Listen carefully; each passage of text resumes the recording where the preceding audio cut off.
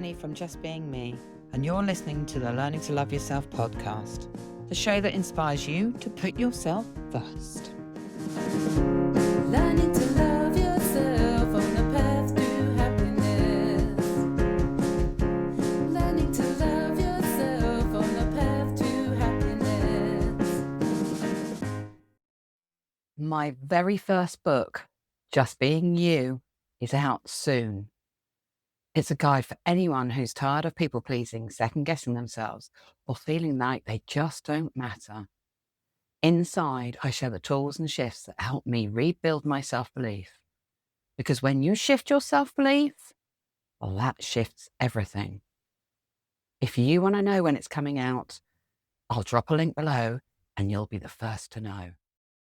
When your subconscious is winning the battle.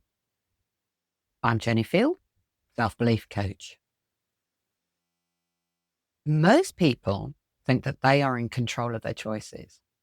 They believe they are making decisions with their conscious mind. But in reality, only about 5% of what you do is conscious. The other 95% is subconscious. That means if your subconscious is carrying old beliefs like I am not enough, or I'm not safe, or I have to keep everyone happy, then those beliefs are the ones that are steering your ship. And you can feel it, even if you don't always see it. Think of your mind like an iceberg. The conscious part is the tip you see above the water. That is where the part says, I'm fine, I can handle this, I know what I'm doing. But under the surface, the subconscious holds the bulk of it. And that is where your old stories, survival strategies, and hidden fears live. And when what is above the water and what is below don't match, it creates a struggle. You can say really loud to yourself, I am confident. But if the subconscious is whispering, you are not good enough, the whisper will win. You can tell yourself, I am safe. But if the subconscious is running, stay alert, danger's coming, your body will tense, your mind will spiral, and your choices will reflect fear, not freedom. When I left toxic relationships, I told myself I was okay.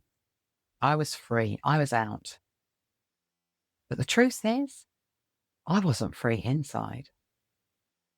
For nearly 20 years, I lived in survival mode. I put the mask firmly on every day. I showed up strong. I was capable and supportive. And I was the person who had it all together. But underneath, under that waterline, I was still holding the same beliefs that kept me stuck in the first place. I had to be the strong one. I could not stop or everything would fall apart. And that my value came from supporting others, not myself. So yes, I had left the relationships, but the relationships hadn't left me. They were still alive in my subconscious. Because of that, I was attracting more of what I didn't want. I pulled in people who mirrored my wounds, not my worth. And my family, they lived with a version of me that was disconnected and drained. That is how powerful the subconscious is. So here's some signs that your subconscious is running your show, because you may not always spot it straight away, but the signs are there. You keep attracting the same kind of relationships, even when you swear you won't. You overthink decisions until you're paralyzed, and then you beat yourself up for not doing enough. You feel like you're coping, but underneath you are exhausted. You tell yourself you're happy, but you know something's missing. You're feeling pulled in 10 different directions, and no amount of self-care ever feels like enough. If any of this feels familiar, it's not because you're broken, it's because your subconscious beliefs are the ones driving, but without your permission. Now, positive thinking alone does not work. I'm a really, really big believer of affirmations, but on their own and the just think positive advice, they'll often fall flat. You can stand in the mirror and say, I'm amazing. But if your subconscious is still wired to believe I'm not worthy, your nervous system will just not buy it. It's not that affirmations are useless, because they really aren't. They really do help to retrain your brain. But on their own, they skim the surface and just keep you afloat. To make a real shift, you need to go deeper. You need to uncover what your subconscious is holding on to and decide if those beliefs are still true. I've seen this play out with so many of my clients. One came to me convinced she would never have a healthy relationship. Her conscious mind said she wanted one, but her subconscious held the belief that relationships meant pain. And every time someone got close, she sabotaged it. So through our work, she uncovered the root of that belief and she saw where it came from, and we shifted it. The moment she rewired that story, her choices changed. She stopped running. She started opening up, and she attracted people who could actually meet her needs. I had another client who believed she was lazy because she struggled with inconsistency. But what sat underneath was the belief that no matter what she did, she'd never be enough. So why bother? Once she shifted that subconscious belief, she found energy she didn't even know she had. And that is the difference between living from the 5% and living from the 95%. I've got some reflective prompts for you. Take a quiet moment, write them down, and ask yourself, what am I telling myself I'm fine about when I know I'm not? What am I telling myself I am fine about when I know I'm not? Where do I feel like I'm repeating the same patterns, even when I want something different?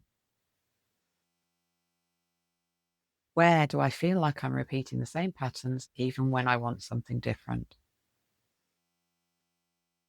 What would change if my inner beliefs actually supported me instead of sabotaged me? What would change if my inner beliefs actually supported me instead of sabotaging me?